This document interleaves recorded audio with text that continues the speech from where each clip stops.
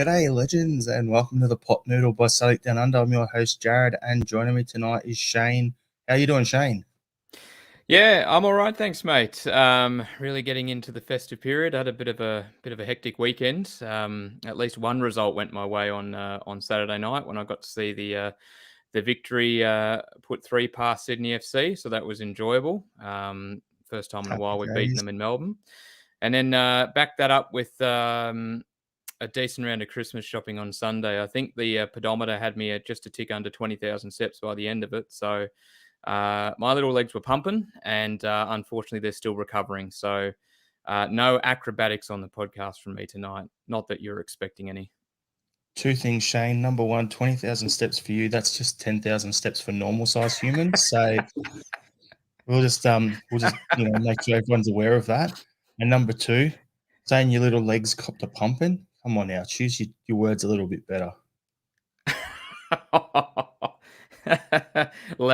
Lesson learnt the hard way. Had to, mate. Had to. Morning, strange love. Hope you're doing well. Thanks for tuning in. Shane's brought the boxing kangaroo back behind him. Everyone watching on YouTube. That's we shared a picture of that up on Twitter today. So I had to, or X or whatever they bloody want to call it this week. So yeah, had to come back. What we're gonna do is on today on the Celtic Down Under YouTube channel, there is the Pot Noodle, our usual podcast. We'd normally talk about the game, like who did well, player focus, all that sort of stuff. Not even going to really touch on that. We're going to do the basics on that game. And then we're going to go into the, like the what went wrong and the lineups and all that because, we lost the game to Hearts 2-0, as we're all aware of. So we've got a bit of a deep dive into that. Later on the channel, the weekend review boys are going to be back going live. Haven't had a live podcast on a Monday for a while, so they'll be on. And they'll focus more on the actual ins and outs of the games. It's just, I thought, it's been such a crazy weekend in particular that we need to separate it like that 2 different ways. So, so we'll focus on probably the more negative stuff and then let the boys behind on the next show make us look even better, make the channel look good. Plenty of things to talk about. So, so all I wanted to touch on, Shane, was I'll just go through the starting lineup for the Hearts game like we always do, and the bench, and then we're going to comment from Willie, and then we'll just get into the what went wrong for the game. So we've got Joe Hart in goals. You had Johnston, Carter Vickers, Scales, and Taylor at the back. So for me, I thought that was a pretty full strength back five. O'Reilly, McGregor, and Turnbull. Seeing Turnbull come into me, seeing that was like, oh, great, here we go again. Because Turnbull and O'Reilly just never seem to play well together. And then up front, Kyogo, Palmer, and Mikey. So it was a little bit strange. And then on the bench you had Burnaby, Maida, Jamesy Forrest, Ralston, Bernardo, Bain, Welsh, and Quan making the bench for the first time. Was it, or was it the first time since September or something like that? Well, which one was it, Shane? It's been a while. I think it might be the first time since September. I just look at that and go, that has got to be the most random thing you could possibly do. Just put him on the bench when, you're struggling a little bit on that front. Like, I know Awada was out hurt. So if we're looking for a number 6, we're kind of like a little bit scraping the barrel. But yeah, I just thought that was a bit of a strange one seeing him in. But what was your thought, Shane, when you saw that lineup? Oh, look, frustrating from a couple of aspects, really. Definitely the inclusion of Turnbull, probably the one that I looked at straight away. He keeps trying to make this, Brendan keeps trying to make this happen, and it's, despite evidence pointing to the contrary many times, he keeps going back to it, trying to sort of will it to happen. And I don't know why. So instantly I picked up on that with a little bit of despair. And then obviously the bench, look, a couple of interesting names there. Obviously Burnaby seems to be making the bench a little bit more than usual. So I noted that he was back on. Also Quan, of course, I think was the big surprise for everybody, including myself. But disappointed once again that there was no Tilio, no room for Tilio. So just looking at those things, I didn't think we'd see a great shift in the starting 11. I thought the chance to do that was midweek against Feyenoord, so I didn't expect it to happen against Hearts at home. And so it kind of played out, everything apart from probably Turnbull, I think sort of made a little bit of sense to me. But yeah, that bench, few question marks. Quan most certainly leading, being the top of those questions, I guess, if for a lack of better terminology. Just out of nowhere, I'm thinking RKO out of nowhere for our wrestling aficionados who tune in. I was just thinking Quan out of nowhere when I saw it. I was just like, a Quan out of nowhere. It was just bizarre. Yeah, it's just bit of a strange one, Shane. Like what you're saying there, like it seemed like a pretty straightforward lineup. What you'd expect. You mentioned Tilio not getting a go. Yang's not getting a go. It was never going to happen. Maeda was back on the bench. You got a Barter due back, in the next week or two. By the time they're back, you're not going to see those guys on the bench. Let's be honest. That's why I said in our group chat, realistically, I'd love to see Tilio and Yang go out on loan within Scotland, help take some points off, teams take points off the other mob, and get some games into them. But yeah, we'll bring up some comments here. So the first thing here is, hey, gone yourself. Hey, Andrew. Morning, Pat. Andrew was saying he was never going to play him in terms of Quan. Yeah, we know, but it's a wasted bench space. If you're not going to play the guy, in my opinion, why put him there? When you can Agreed. put someone else in the bench. Like, I don't know if he's fit or not, right? But I'd much rather have Home on the bench in that role than Quan. Does that make sense? Yeah, Hell, I'd much someone that rather you're going to James, turn to. Yeah, someone yeah, you're going to turn to if you need to, right? hell, I'd much rather James McCarthy. He played, what is it, how many minutes in the B team on the weekend? Played about just a tick under an hour, I think. Yeah. And so here's the hot tip: you want your random bench space on the weekend against Livy? I know who's going to be there. Yeah. RL 77. How much did we pay for Turnbull? I think it was 3.25 to start with, and then add-ons has pushed it close to 5 million. If he doesn't sign a new contract soon, he'll be off pretty much in the winter. So I was going to say summer because that's what it is for us, but yeah, winter. So yeah, it'll be interesting to see what happens there. He'd want to cash in on him. Pegleg's got a nice comment here, so we'll bring that up a bit later on in the show. Strangelove is on that lineup. I thought at the time, yep, good enough to beat Hearts. So did I, mate. That's what my thoughts was. The weakest link in there was, okay, the two question marks were Mikey Johnson on the right, but then who else are you going to start? Are you going to play Jamesy there? No. So realistically, it's either going to be Mikey or Jamesy because Maeda's not going to start in his first game back. And the other one was in the midfield, the Turnbull and O'Reilly together. Never seems to do well. So Andrew is saying, is this Turnbull, Burnaby stuff putting them in the shop window ready to sell? Yeah, probably hope so. It's got to be.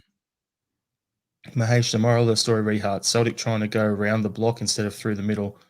Only one attempted a vertical through ball the entire game. You know who we miss in that game in particular? We miss Tom Rogic and Aaron Moy, able to get in between the lines and thread that little ball through.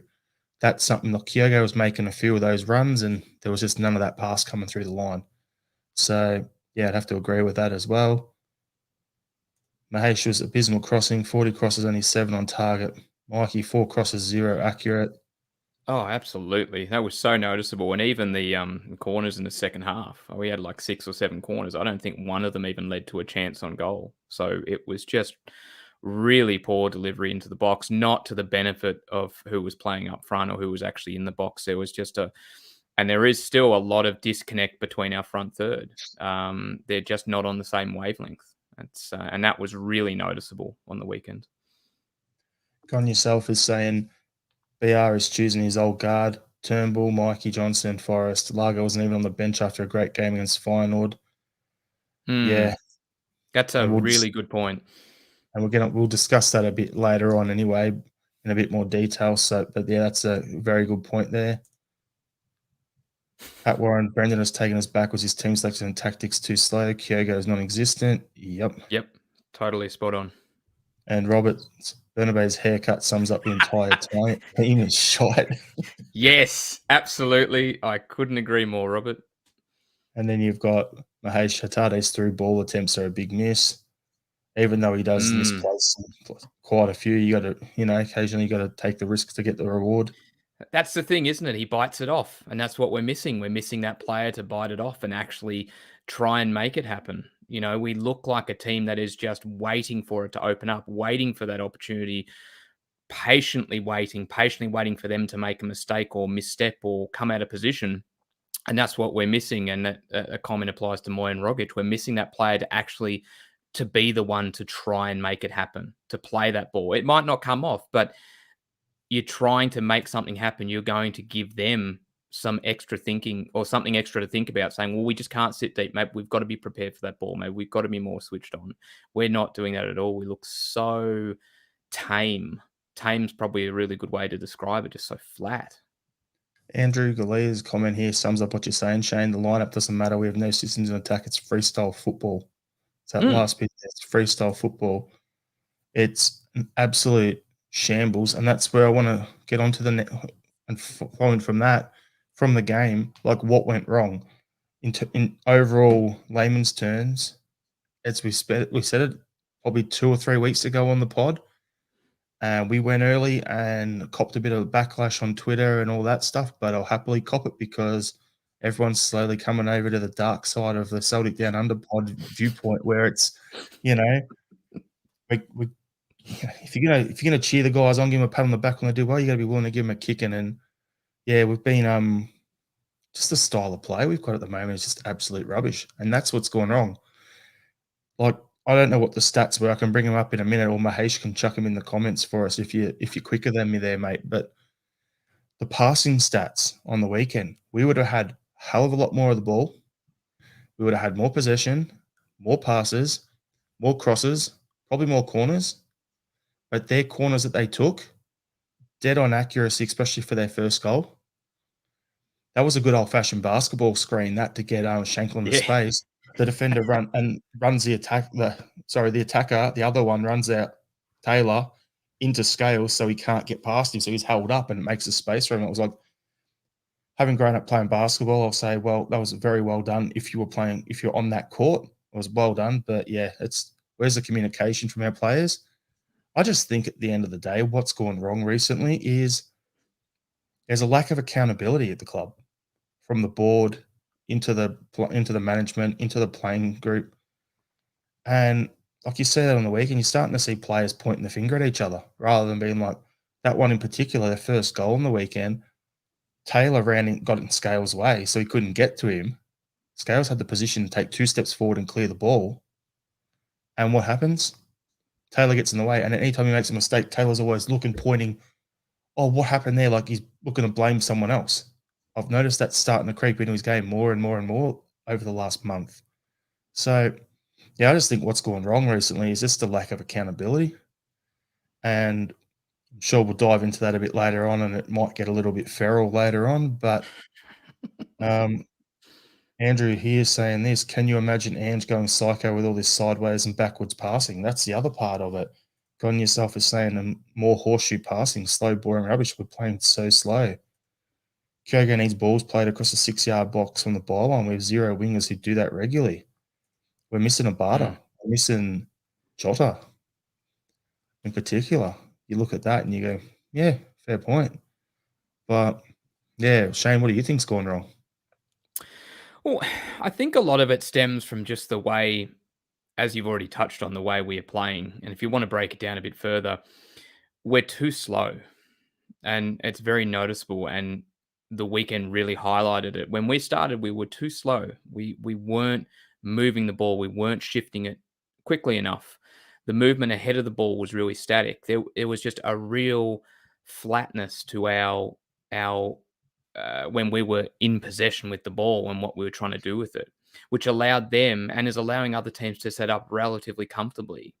You take it back last season and the season before, we're constantly moving the ball. It's one touch, it's get rid of it, it's push it forward. Teams really have to, who are defending against us, have to really set up and be prepared to move. They can't just sit in banks of 4 and be comfortable. And teams look comfortable against us at the moment because we're not probing enough. We're not making Kyogo's making those runs, but no one's trying to find him with those passes, as you said earlier. And then when we're getting on the ball, we're just knocking it around, waiting patiently. We're too patient. We're far too passive. And Brendan said that in his press conference. He said we were too passive. He questioned the passion, which is a very interesting statement to make, and desire. He made those two comments about saying no desire, no passion in that particularly that first half performance. And I Can think I I jump in think there he's for a right. second, Shane? Yeah, go for it. If he's gonna say that to the playing group and throw them under the bus the same way we used to laugh at Slippy G doing it over at Sevco all the time, if he's gonna do that and say there's no passion, there's no desire, whatever, then look in the mirror first. Well, that's what I had underlined because we're talking about them coming out and playing that way from the first whistle. Now, I think as a manager, you have to take a fair bit of responsibility for that. If your team's coming out and they're not firing on all cylinders, you're literally the last person they see ready before they go out on the pitch. And so if they're coming out and they're flat, I don't think that reflects well for the change room and the build up towards in the or in preparation for that game. And so he needs to take responsibility for that. So it was an interesting choice of words and one that I don't think was missed by a lot of people. But, getting a bit further away from that, and it's sort of what we touched on before, there's a real lack of cohesion with the team at the moment. And we were talking about the front third players not being on the same wavelength with Mikey getting the ball. Kyogo's not making the run to the front post, but he tries to cross the ball to the front post. He tries to get to the byline, cut it back. No one's there. In specifics, Bernabei had a great chance second half, made a great run, great ball across the box. No one's anticipating it. No one's there to nod it in, and that's all it needed. And that was the one that Calmac gesticulated quite wildly at, basically pointing to those in the box, saying, "Why are you not breaking your neck to get on the end of that ball?" There just seems to be a real disconnect between the players at the moment. That fluidness isn't there. There's a real kind of, I'm not sure where I need to be. I'm not sure where I need to run. I'm not sure what run to make. And we're just missing those creative players, but also, like an Aaron Moy, those thinking players, those players whose game they read so much quicker than everybody else. And they know what should be coming next. And we're missing that. And it's really noticeable. And to top it all off, our crossing and set piece delivery is terrible. We're just we can't seem to find anybody with them. We're not a threat from them. And as you touched on, where this lack of cohesion and inability to sort of play well as a team is starting to show. The cracks are starting to appear a little bit. Matt's getting frustrated. He was visibly annoyed at a couple of different players against Hearts for just things like not taking a touch or trying to play it back when they shouldn't have been. Yeah, it's really frustrating. But I think what's going wrong is just the way we're actually executing and what we're actually doing, which is we're just way too sluggish. And that has been probably the fault in all of our poor games this year. You look at every poor performance we've had, whether it be a full 90 minutes or just a half, and what's the one thing that's really noticeable? We're really slow. We're sluggish. We're poor with moving the ball. We're poor at shifting the ball. We're poor with moving ahead of the ball. And it's so noticeable. And we had that for almost 90 minutes on the weekend. I think that's pretty much where we've got to look at first. So why are we starting so poorly? Why are we coming out of the blocks so tame? Where is that team that used to get on the ball and push and make things happen? Where is that drive?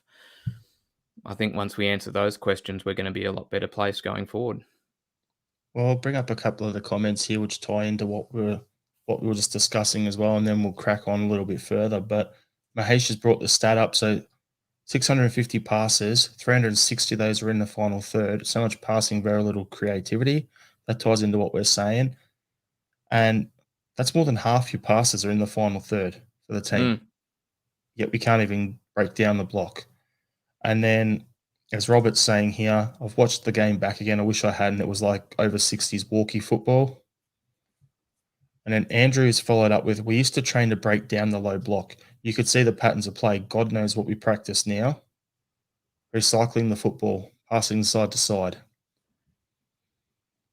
Gone yourself is Brendan Rogers knows he should have adapted Andrew's pressing methods with a touch of his style, but he's too proud to do that, thinking fans will say he's copying Ange. Now, the problem we were saying about O'Reilly is looking frustrated. Well, I agree with you, Shane. But at the same time, he's the only one who seems to have really gone forward this season under Rodgers, where Rodgers is talking about putting the arm around the guys and being more approachable, and overall he's liking that. If you were to come out there and just not be switched on in the first 5 minutes of a game under Ange, you were copping a spray. Hmm. We've both seen it up close over here at Victory for Australia and then at Celtic.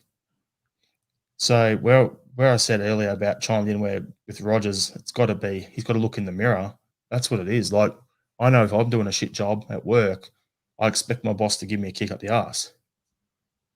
So like if my boss was to come in, I'm doing a shit job, and I'd be like, "Oh, don't worry, Jared, you'll be fine." Blah blah blah. We'll get there. It's not gonna happen. That's actually demotivating to me. Most players to get to a high level in sport and everything, you need to be pretty much like right up there and have that fiery sort of personality. You can't be soft as butter. So anyway, we have a couple other comments here. All right, so some players getting caught in the crossfire between Rodgers and the recruitment board. O'Reilly's Possibly. getting more touches than Kyogo in the box, but that is compromising O'Reilly's passing and distribution. Yep. Gone yourself is saying Kyogo being ruined by BR, 30-yard goal of the year. A 30 goal of the year player not getting the service from the slower playing pass back rubbish. Yep. Robert Gibson, I pissed myself laughing, Shane, when you were talking before. I don't know if you saw that, because this No. comment comes from Robert. You would get more penetration at an incurable impotence scimitar, blue pills and all. Jesus. If Liam was here, he would be on the floor rolling, basically. That is pretty good. Yep. That's true as well, but it's good. There you go. Strange off all the touchy-feely stuff is no substitute for a plan and a manager who backs you up if you execute to what he wants. Exactly. And that was where Ange was good. Like, if he gave you the game plan, you went out there and you tried to do it and you'd stuff up, he'd get in the press conference, and how many times did he shoot down the media and not throw players under the bus? And that's what I want him to do. Absolutely. And now we're seeing our players getting thrown under the bus. No. And we talked about this a few weeks ago when Brendan came out after that game against St Johnstone and made those really pointed comments about Lagerbilk, Naroski, and Tilio. And I just remember at the time, and I commented on a few weeks ago, going, that really was just, you don't want to hear that. You don't want a manager to throw players under the bus. What happens behind closed doors and what you say to them and how you critique them, that's behind closed doors. But to come out and do it publicly, it never washes well, in my opinion. And when you're sort of seeing the comments that Rodgers makes on the weekend after that performance, again, you're kind of saying the team's playing with no passion. That's a bold statement to make. You're either wanting to really elicit a response from them. That can go one of two ways, really. Like I didn't like it. I think you keep that. You talk about the basics.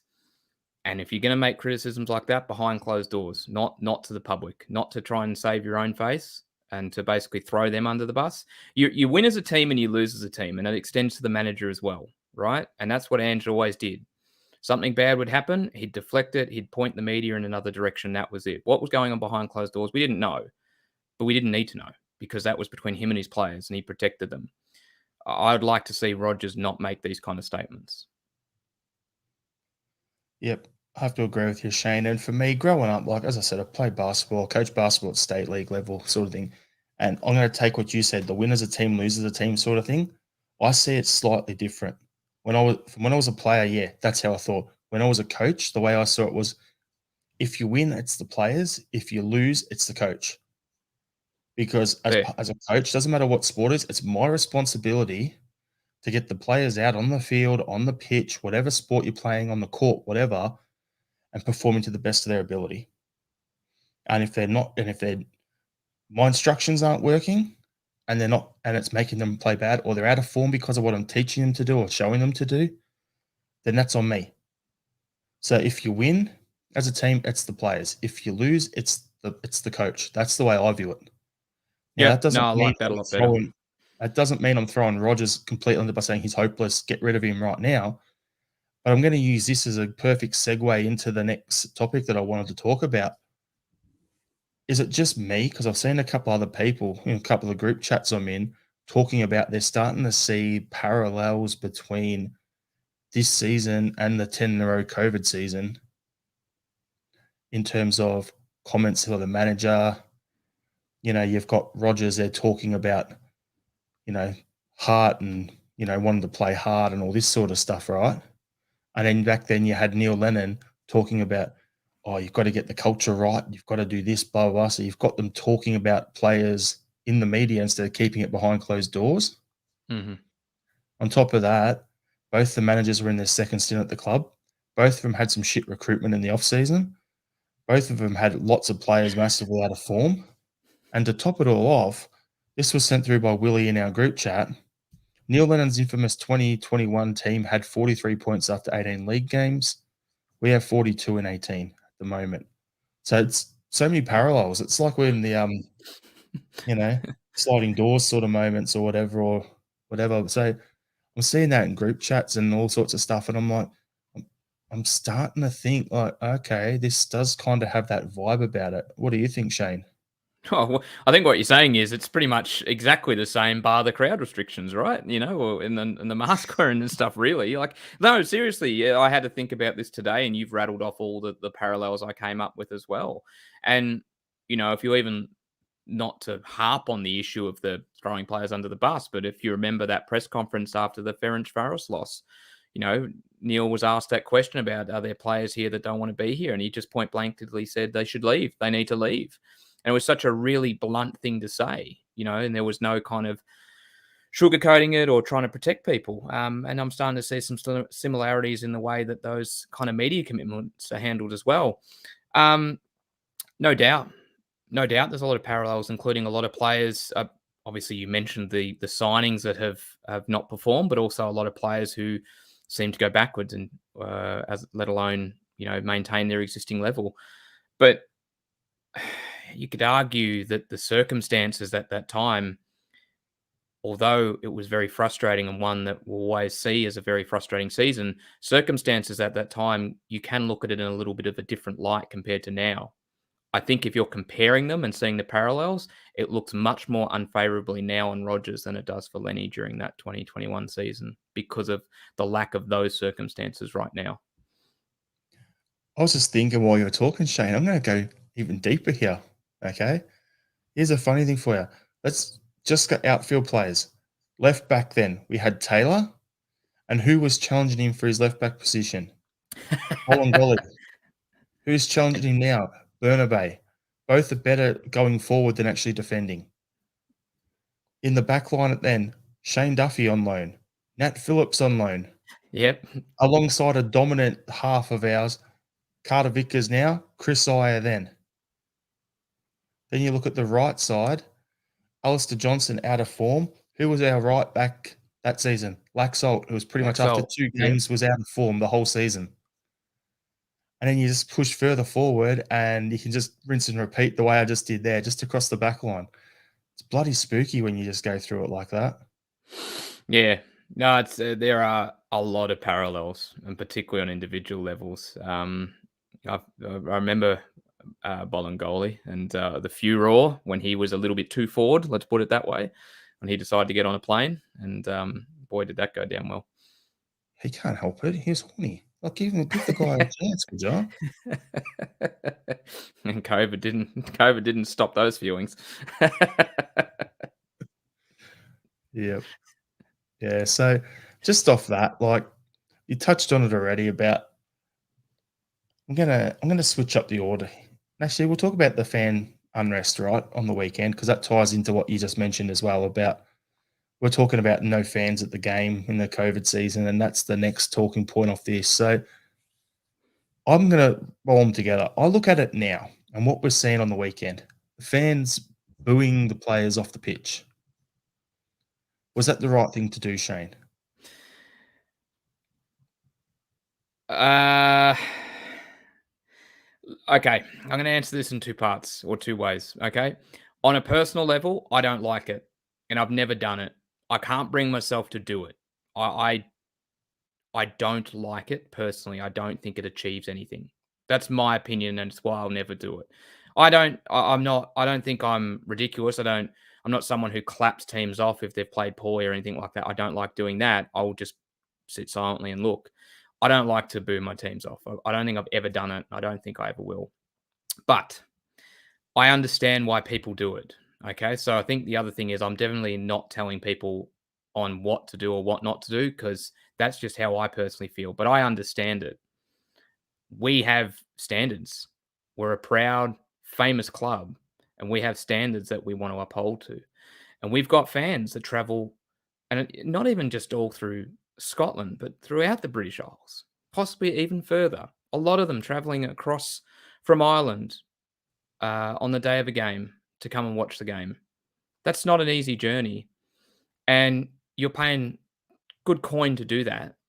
And if you go and do that and push yourself to that limit and go and see that, and the halftime whistle blows and you've been treated to that first half after making every effort to come across, I think you're in your rights to express your frustration by booing. So, yeah, I don't like it, but I understand why people do it. For me, I look at it in a similar vein to Shane. Like, I don't like doing it. I have booed a team off before, but the only time I'll do it is I don't think halftime's the right time to do it. You imagine going off, you played like shit, you already know you're playing bad, you're expecting someone to have a crack at you in the locker room, whatever, to then be booed and have your fans turning on you coming out in the second half. I don't really see how that's very motivational to, get everyone on board and get you all lifted up and all amped up like, yeah, I'll show them. Like, if you went back to the 90s, not the 90s, sorry, early 2000s, like Martin O'Neill's side, you had a bunch of guys there who were a bit, not only were they good footballers, but they had a bit of that bastard about them where they get in there and they didn't mind like kicking someone or putting a bit of, have that bit of attitude and swagger. You had a guy in the midfield like Lenny. If you booed him coming off at halftime, he'd be like, "Oh yeah, just you watch," and he'd go out there and his game would go up a notch. Same with John Hartson, same with Sutton, same with Mialby, and so on and so on. There's so many players in the team. So realistically, you could do it then. Nowadays, do you really think someone like Odin Home coming off at halftime, getting booed, or Bernardo coming off at halftime getting booed are going to be like, oh yeah, I'll prove a point to them? I just think the generation. I'm not going to say that's softer now, but it's a different generation. So for me, I don't think booing at halftime is the way to go. End of the game, go nuts. Like if you lost the game 2-0 at home, you haven't lost to that team in the league in 7-8 years at home or whatever it is. No, Go it's longer nuts. than that. It's 14 years. Or was it Oh, in the league? 17. Sorry. No, it's in the league. It was 17 years. So At 2007. home, okay, and Yep. total in the league was like 7 years or something like that, I think, when Rodgers' first stint. Oh, okay. Yeah. You're actually talking about losing them to them, irrespective of home or away. Yeah, and then home was like ages ago. Yep. I look at it and go, yeah, cut sick, boom at the end of the game. That's fine. The thing that I did love to see though was some fans getting evicted for turning around and having a crack at the board in the director's box. Sorry, everyone listening in headphones. Those people are my heroes. The main stand is pretty much the safety cushion for the board. It has been for years. The Lisbon Lions fans, that's stands. Well, they're the guys who are normally jumping on Bill and going, giving it to the board, banners, the works. The guys in the main stand, it's very rare to see that level of anger and firing up happening in that area. So it was great to see, in my opinion. Like they needed to see it, and that's where it ties into the 10 in a row season, Shane, where I was saying early on, where how lucky were the board that there was no fans there in the 10 in a row season. Like we were laughing about it on the pod, thinking that was one of the only things we could laugh about. And you're looking at this here with the fan reaction on the weekend, people giving it to them. Maybe that's what they need to see.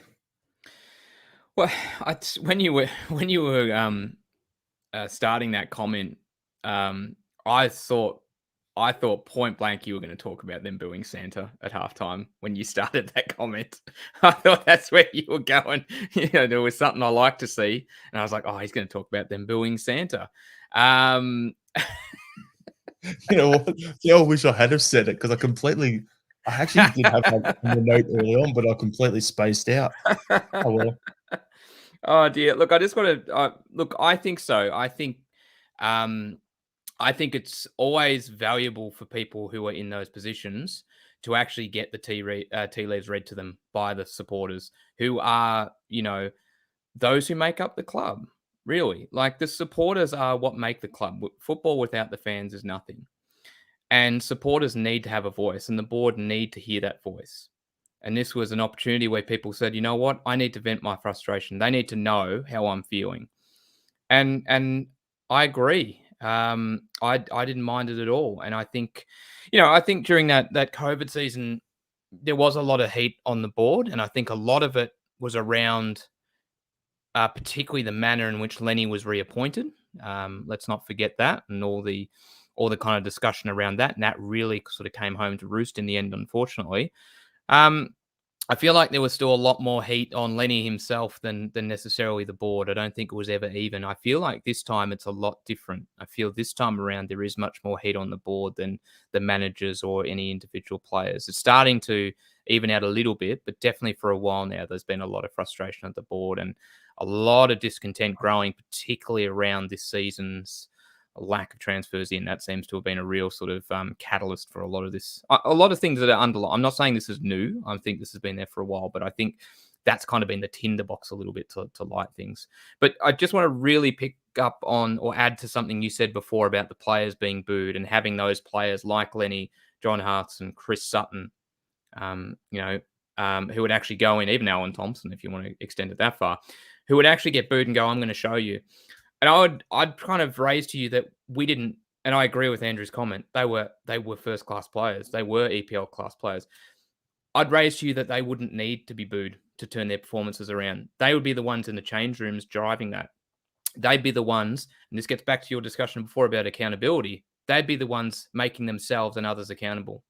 Imagine coming off at halftime being bossed like we were against Hearts on the weekend, and Lenny comes into the change room. I wouldn't want to be facing him if I've been out there just waddling and misplacing passes. So I think that also ties in. Like, if you boo them, sure, I think you get a reaction, but I don't think you'd even need to get to that extent because they drive the reaction themselves, and that's definitely something that is in a big contrast to what we're seeing today.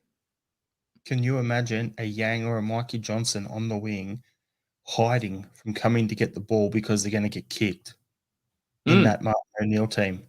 You imagine having guys like Lenny there and Hart's in there and Thompson there and, those guys there just half time coming on, pull your socks up, adjust your skirt, your big sook, whatever.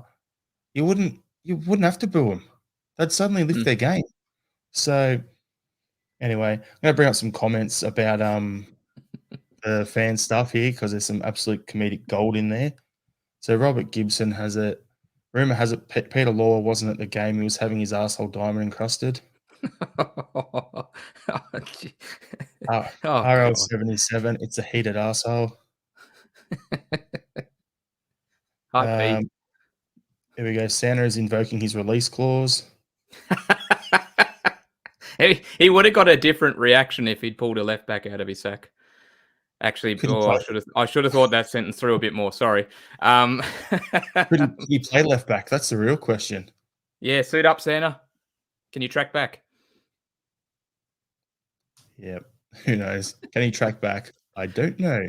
Maybe only with Rudolph there. Yeah, exactly. Well, when you got paced up and down the flank, you put Rudolph in, right? Pretty much.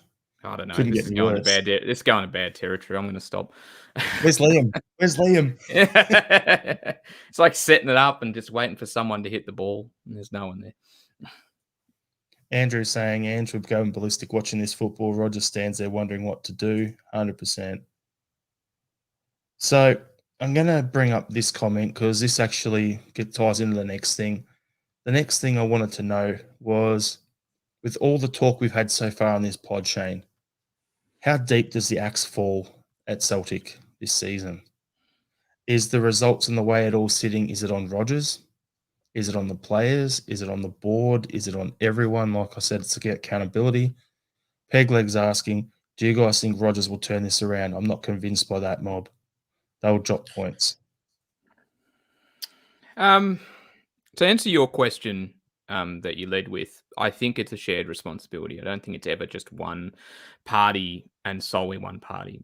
But I think there's probably two parties out of the ones that you mentioned that stand up a bit higher than the others. So, as much as the players' performances have been poor, I really sort of put them on the lower end of the scale of the responsibility because a lot of the times they're the players playing for the club, whether they've been brought into the club, irrespective of people who think they should be here or not, they're here and they're playing, and they're going out there with the instructions they've been given, right? So I tend to put them on the lower end of the scale of responsibility. I think the board definitely takes a lot of responsibility. I think this year in particular, we were excited about the opportunity that we had a chance to really progress and do something significant in Europe, but that required the board to actually help invest in, to make that dream happen. And I think it's fair to say that didn't really happen, right? And then the annual report comes round, and everyone's gone through the figures. Steve and the Tuesday guys did a wonderful pod on it and went into great detail, which was fascinating. But you hear that and go, well, hang on a second, we're in a really good position here where we probably should be doing better and maximizing what we have and actually using it to our advantage, but we didn't. But then at the same time, I think Rod just has to take some responsibility, and in particular, that level of responsibility over the past couple of weeks of results has risen for me because, irrespective of what you think about our European approach and the fact that we haven't really invested in making a dent in Europe, and we haven't, let's be honest, we still have enough quality there to be dominating at domestic level. And we have enough quality in that team that we put out on the weekend to be beating Hearts, in my opinion, relatively comfortably. And we didn't. And we've had a couple of poor performances throughout the season, and it just seems to be becoming more and more noticeable. And, it's not really the board that's trying to shoehorn Turnbull into midfield with O'Reilly every time. At least I don't think it is. It's not the board that's making these random decisions on match day to bring people in like Quan and sit them on the bench if they've got no choice to play. It's not the board refusing to sort of make changes. Well, maybe it is a little bit if they're not making funds available, but it's not the board making or neglecting to make changes at left back, where we've been crying out for something different for a while now. So I think on that basis, a lot of the match day performances, to me, fall under Brendan's responsibility, and therefore he has to carry the can a fair bit as well. So I think it's relatively evenly shared. I think we could have done better at the board level in terms of funds being made available. And there's other things outside of just the playing squad that I think also contribute to that. But at the same time, we've got what it takes to be doing better in the league, in my opinion, and we're not. And that falls on Brendan and the management team. My take on this is a hell of a lot quicker than yours, Shane. It's real simple. Players aren't being good enough. The board's not doing well enough. Manager's not doing well enough. Everyone's out of form. As I said, no accountability. Everyone's finger pointing. At the end of the day, where does the buck stop? What's it going to be easier to change? Your manager or all your players? Or your board? It's your manager, You're not going to be able to change your board because it's a PLC. It's publicly, listed company. The guys on the board have shares in the club. So it's not as simple as voting them out, getting rid of them. You can't do it. They pretty much have the shares in the club. Their skin's in the game. They've been there for forever. It's frustrating. So you're not going to be able to make the changes there. The squad that we've got, yes, we brought in a few players here and there. We did get weaker. Jota out. We didn't quite replace like for like. Moy moved on, all that, right?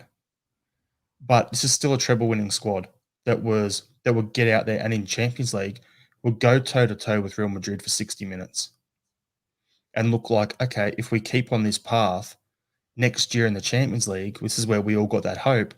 Next year in the Champions League, if we keep playing and we're a little bit more pragmatic away from home, but we still have a go, we might improve in Europe.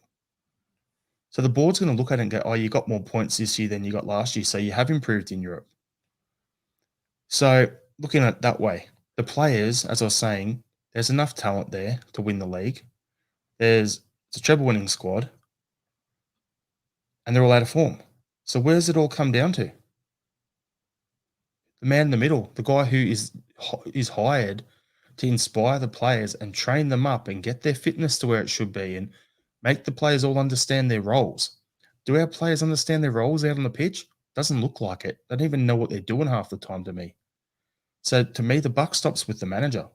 And as I said earlier, you win it. Like when I was talking about coaching and that, you win you win the game. It's on the players. You lose the game. It's on the manager. Our last week, we've had 2 losses in the league, and we've won in the Champions League. But the game in the Champions League we won in stoppage time. So realistically, we're a little bit all over the joint, and the buck stops with Rodgers. Now, I was never massive on him coming back, so it doesn't mean I want him sacked. I like the next question is a manager safe at present? For me, I don't want him sacked yet. Mm. I would love for him to turn it around in the next couple of games, win them all, get a bit of a cushion up, and then off we go. We do what Ange did in his first season, where we were struggling into the winter break, got some recruits in, and off we went and just launched into the second half of the season. I would love to see that happen. Do I think it's going to happen? No. And just to tie into that before I come to you, Shane, I'm going to bring up this. Andrew has said, win for a total rebuild, say goodbye to the Japanese players for a start.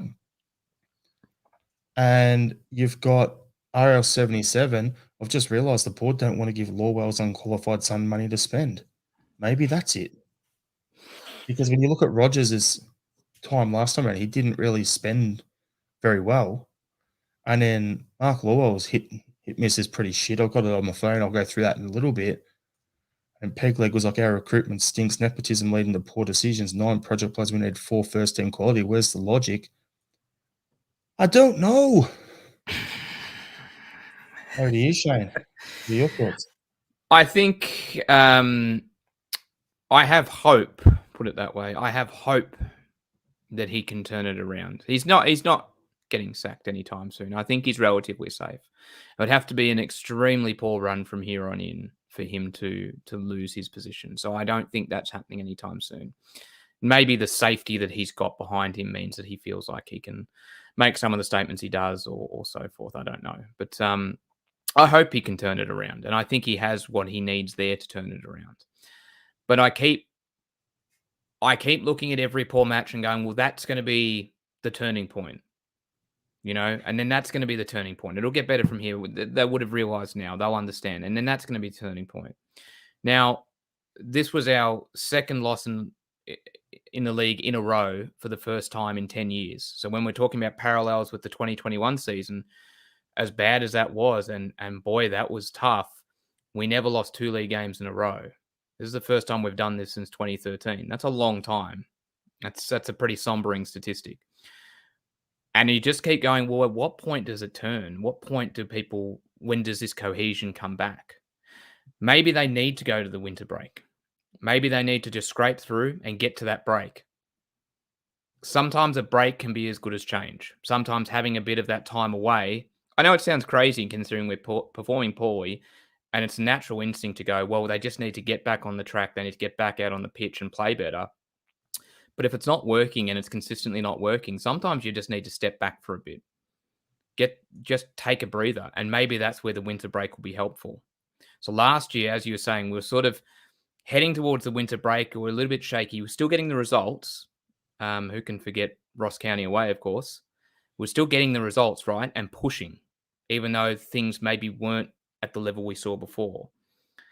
And we came back from after the break, very different, right? We went to another gear, and all of a sudden we shot ahead. Couldn't be caught. Maybe we need that break this time. Maybe we need that break to just pause everything and try and Brendan and his team can work it out. So I would say I have hope. And if you ask me on which way I think it's going to go, I think he will turn it around. But I just wonder what the catalyst is going to be, because I think we've gone through a number of games now where I thought they were going to be the catalyst, and they haven't proven to be. So on that, Shane, I'm gonna throw a bit of a random thought at you. We get into that winter break. We look to strengthen the team and bring in those 4 first-team players Rodgers keeps talking about, right? Without even talking about players leaving. I mentioned Ange's first winter break when he came in. You look at the 4 players that we signed in that winter break. 3 of them are still first-team regulars now, and they came straight into that team in Maeda, Hatate, O'Reilly. The only one who was a miss was Itaguchi. And he's just, one player of the year in Japan? Mm. Was up for it. So there's a player there. So realistically, you look at it and go, we got to that point. We'd done our identification. We got our players in early in the window, and off we went. I don't see that forward planning. No. All the Not talk unless is, we've got this left back coming in from somewhere in Spain. We've got Chris Garden coming in from Brøndby as another striker. Great. But where's our number 6, our big body number 6? Where's our left? Oh, we've got that left back coming in. But is he any good as a defender? All the footage I've seen is he's more of a wing back. Do we play with wing backs? No. So if we're bringing him in, are we going to go to a 3-5-2 and play Johnson as a wing back? That might spark him into life and bring this other bloke in. Maybe. Otherwise, why bring in a proper left back? So yeah, it's a bit of a doozy, really. So yeah, it's and I had here as well, Shane, where does the roller coaster from last week's result leave the team and the squad looking ahead to the upcoming matches? So we'll have a think on that. Just because I said I would, I'll quickly go through Mark Lawwell's signing since he's come in, because we did talk about that before. And with that comment that was there before about would you they're not wanting to give the board's not wanting to give him money. 16 players is what's signed. So since Mark Lawwell arrived in July 2022 as head of first team scouting and recruitment, this is his record for the players he's brought in: Jens, Haksabanovic, Abelgard, Kobayashi, Alistair Johnson, Owada, O, Home, Tilio, Yang, Kwon, Lagerbelka, Palmer, Naroski, Phillips, Bernardo. Wow. How many of them are regular starters every week? One by my count. It would have been Who's that? Palmer. I'd say one, Alistair Johnson, because who we got Oh, right? jeez. Yeah. Okay, 2. I'd go 2. So Alistair Johnston and Louis Palmer, or Chicken Palmer, as we call him in Australia. I'm not even sure if Palmer would be. If we had a full strength squad, I think it would be a Barter on the right and it would be Maeda on the left. See, I don't think so, because of the fact that Rodgers likes his wingers to cut in. So that's why I'm saying Palmer, because he likes his wingers to cut inside as opposed to hitting the byline. And that's why I feel like he favours Maeda on the right. Yeah. So I'm going to defend myself a little bit here because I don't do it enough, and and say that I'm still sticking with Palmer. But yeah, that hit rate's awful. Yeah. So realistically, what is it? 16 players, 2 of them. So there was extra players that were added to that list, like Moy, but everyone knows Moy was an Ange signing, had nothing to do with him. So you don't even put that in the list. So that's pretty much summing up where we're at. Yep. So I doubt that we're going to have those players available, ready to go to be signing on January 1, like we did in Ange's first season. So yeah.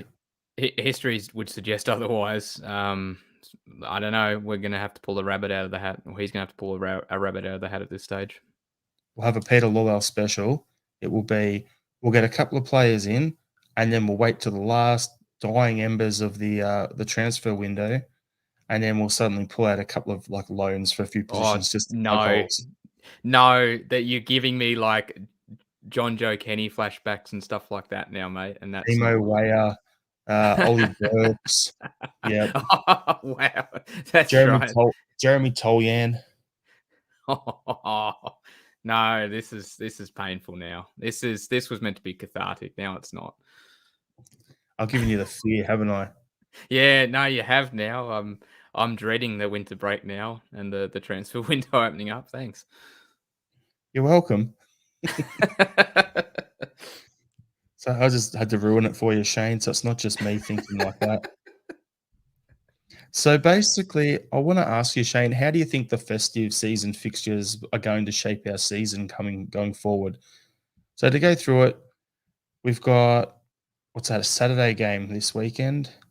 So it's 2 a.m. Sunday our time. us against Livy.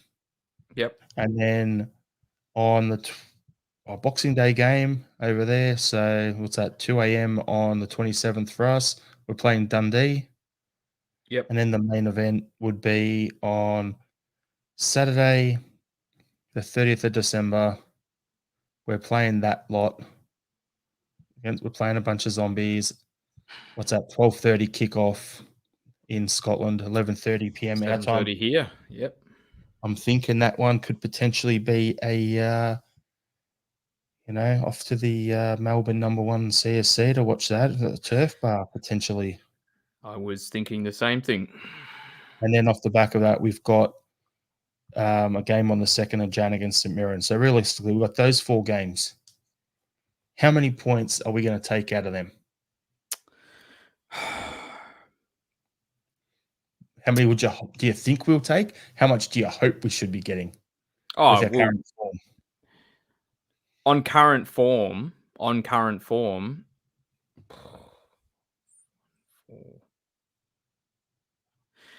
geez, on current form, I reckon 8's generous. Ooh, which games are you thinking then, Shane? Well, we've got the low block specialists against Livy. I feel like I've added this up wrong, so I'm going to go very carefully here. Otherwise, my maths is going to look bad. I'm thinking the low block specialists, considering just how poor form we've been in, and we struggle against them. So I'd say we're taking a point against Livy, even though it's at home. I think we beat Dundee, and that puts us up to 4. On current form, Rangers, I'd probably give us a point, so 5. And then a win against St Mirren gets us up to 8.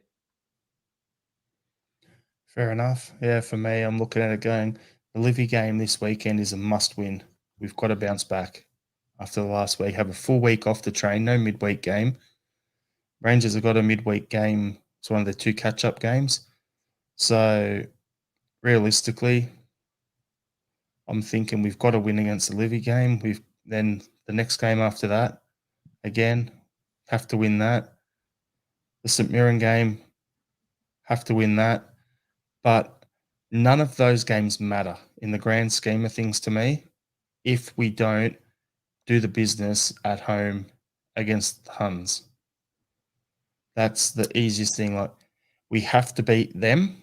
We have to beat Rangers every game we play them this season to guarantee that we are going to finish above them. That's the way I look at it. Jeez, it Got to win feels the other. bad. Sorry, mate, you go. No, I was going to say is, as I said earlier in the pod, I don't want Rodgers to get the sack. I want him to use a launching point and get in and get the things and get players in and off we go. But if we come out of this only picking up 6 points or 8 points, like you're saying, Shane, he's not going to see the back of the Rodgers won't see the back of the winter break. Or will he, because our board won't sack people. They didn't sack Lennon after all. I mean, they've got 2 games in hand as well. And then I think that's really important when we're sort of talking about what we're going to take from these upcoming fixtures as well. I agree with you to an extent, but I'd almost portion that kind of whole it's all pointless if we don't win. I'd actually probably I get what you're saying, but I'd almost shift that to the Livy game. They're bottom of the table, right? Well and truly. I've just got the stats up in front of me now. Probably didn't word it right, Shane. Let's be honest. We've got to win all these other games, is what I meant. Yeah. But if we were to win, but what I meant was, like, if we won the other 3 but didn't beat Rangers, then it doesn't matter. That's what I meant. Does that make sense? So if we get 9 out of the 12 points but lose the derby, then in my opinion, it's a waste of a 4-game period that we could pick up 12 points. Well, let me rephrase what I was trying to say then, because I think that's important as well. I was talking about catalysts before, catalysts for changing seasons. The Livy game is almost that catalyst right now, because we shouldn't be losing to them at home. We really shouldn't. They're bottom of the table. They're 5 points off Motherwell, right? They've been poor. Won 2 games, drawn 5. We shouldn't be losing to them. In our current form, just because we've been so poor, and the fact that they can actually put on a low block very effectively, which we're struggling against. That's why I'm saying we'll take a point, but we shouldn't be. We should be taking all three. And I think only taking a point, or God forbid, actually dropping points to them, alarm bells would be sounding. And so, yeah, I totally get what you're saying, and I agree with you wholeheartedly. The catalyst for me is this game against Livy. Not taking 3 points, even though it's ironic, isn't it? I've said that I don't think we'll take one, but not taking 3 points is just it's going to be pretty poor in the run up to those other fixtures. Okay. So in other words, Shane, what you're saying is we've got to take it 1 week at a time, one game at a time. I just there's just something about this fixture that just I'm looking at going, God, dropping points here would be terrible. I just there's something about the tone it would set, or maybe continue. I think we're at that point where we don't think it can get any worse. Dropping points to them would push us well and truly over that cliff. Sad state of affairs that we're talking up how important the game against, in the league at home against Livingston is. Yeah, yeah, I agree. And that's just because of what's happened preceding it. Yep. So I think we'll start to wrap the pot up there. Final thought, Shane. You kind of ruined my one. I was going to talk about Santa getting booed, was actually going to be my final thought. I look at my note now going, that's what it said. So I don't know. I'll have to come up with something. So I'll give you your final thought. I'm sure I'm probably going to steal this one again, another one from you as well. But I just wanted to give everybody a shout out and say Merry Christmas, everybody. To you and all your loved ones. Obviously, of course, thanks for tuning into the pod and, on a personal level, putting up with my ramblings, and particularly those who put up with me saying I'm going to have a quick final thought, and it turns out to be something that's about 3 minutes long. So shout out. I didn't forget that comment last week. That's why I didn't say it this time. But no, Merry Christmas to everybody. I hope you and your families and all who tuned in have a wonderful, happy, healthy, and safe Christmas. And celebrate it with all your loved ones. Shane goes and does that. So I'll just go, Merry Christmas. What was Liam's one? Merry Christmas. Huck the funds. There it is. Have a good one, everyone. Cheers. We'll see you next week. Hail, hail. Hail, hail.